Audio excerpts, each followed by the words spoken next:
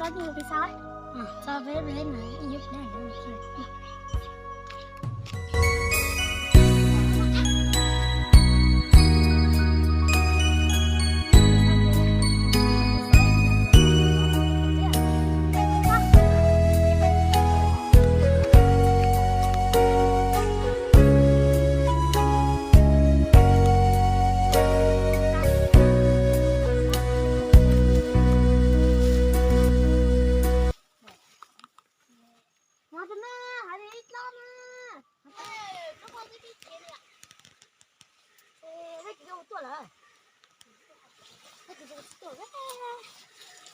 tan thì tôi xuống luôn nó không được trâu hay gì con nó to không lá mà thì sao rồi cái này bữa kia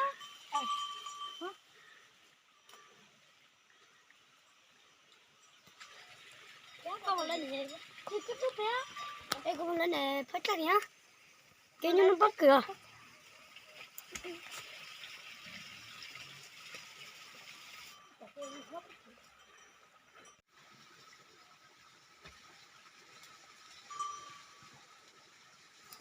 nhìn gì nữa con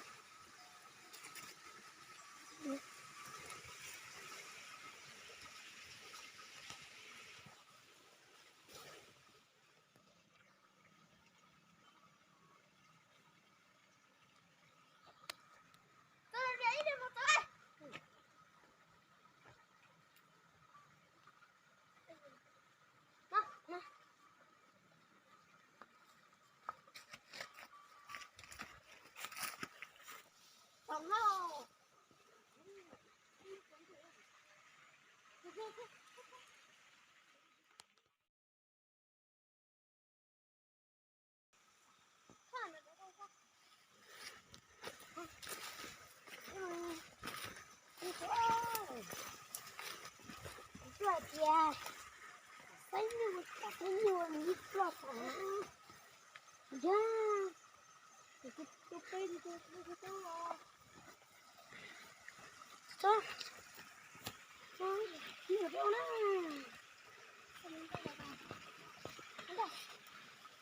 con này được nó đây đấy ôi tao rồi đấy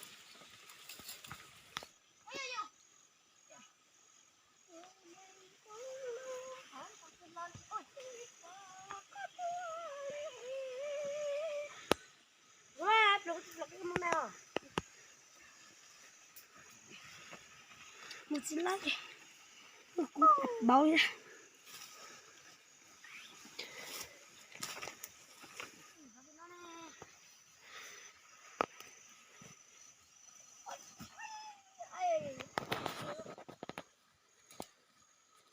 ôi cái này ra cái này bây giờ mình chắc một tí muốn à chắc cái lô tàn này muốn sát vì sao ôi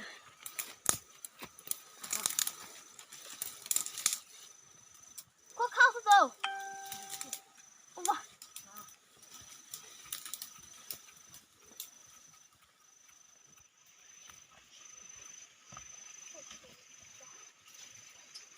cá củ cá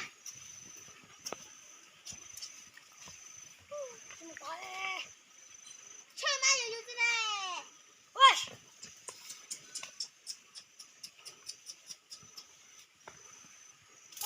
bây giờ gặp thế này mà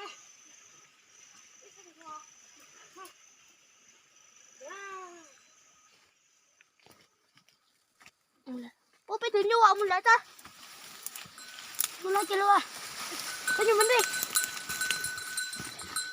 điซื้อหมวกจ้าเดี๋ยวcái này sao chứ đừng có nhất tối mua chết rồi mà nhưng mà tối phụ phụ nó sẽ bỏ tao mua đây mua bò canh kia đi con đi mua về sao mình phải sắp với nhau à ta ta đi á mình dùng nó mua cái nào cái mình khảo sao ngồi vậy cả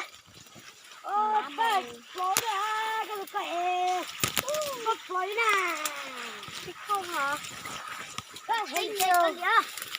Mà phải một con nhân như thế chơi kìa. Mà kìa. Chỗ này.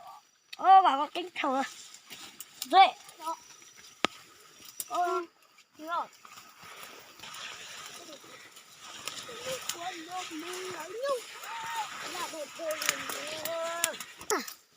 Có là mà phô cho bọn nhú chơi lại à. Lá một tí mà phải. Thì thật tụi nó đi bắt gió mà tụi nó gió cả gió con không có bánh coi. Tụi nó đã tao hiện này á.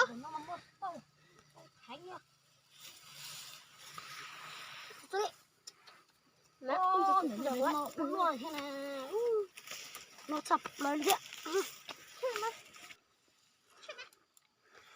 Wow. Có một chiếc xe nhá. Chạy mama. Thì tụi bạn làm gì vậy? Sao gặp thả thấy con kia mà.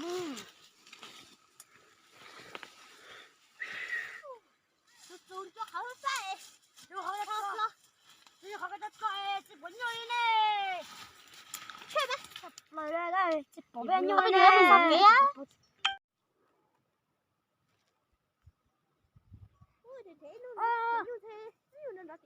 Ôi, nó đi này. Ôi, nó lên vào tí. Sao bố đi chơi lên cho. Bố mi cho ha. Biết cho.